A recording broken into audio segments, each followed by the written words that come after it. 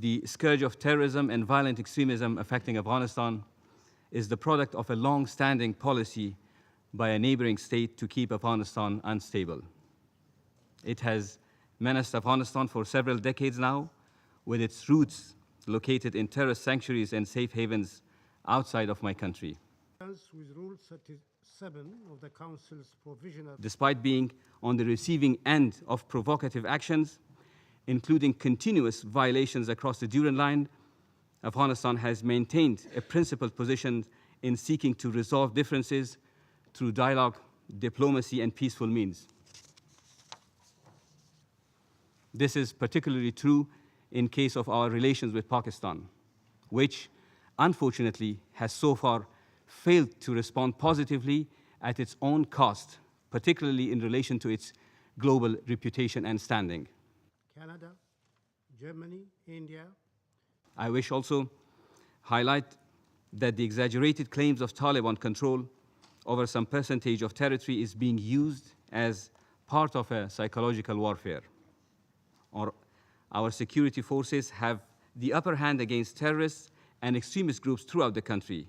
I invite the representatives of Afghanistan. Current Afghan security planning foresees that by 2020, Afghan forces will reach sufficient strength to reverse recent Taliban gains.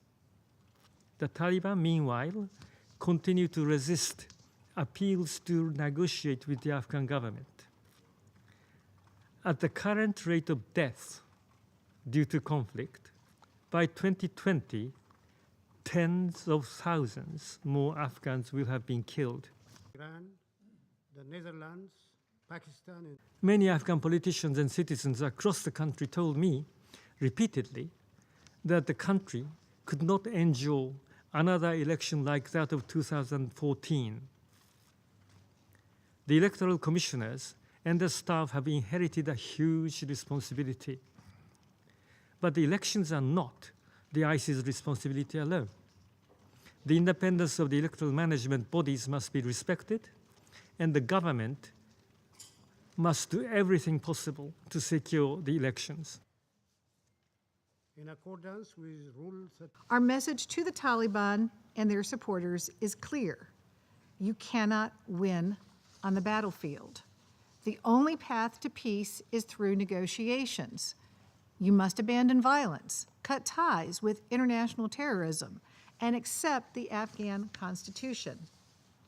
We will continue to support and encourage the immediate launch of peace talks between the Afghan government and the Taliban with no preconditions. As corruption has seeped into every